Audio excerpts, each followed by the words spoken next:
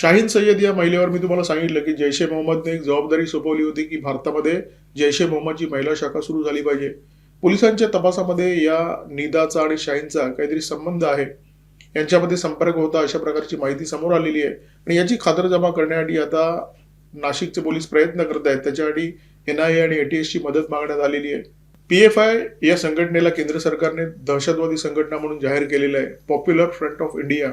2023 मध्ये ही संघटना मोडून काढण्यासाठी देशभरामध्ये छापेमारी झाली होती आणि या छापेमारीमध्ये अनेक महत्वाचे दस्तऐवज तपास यंत्रणांच्या हाती लागले होते. त्याच्यामध्ये 2047 पर्यंत पॉप्युलर फ्रंट ऑफ इंडियाला देशामध्ये काय घडवायचं होतं त्याचा एक रोड मॅप पोलिसांच्या हाती लागला. असा एक महत्वाचा दस्तऐवज पोलिसांच्या हाती लागला.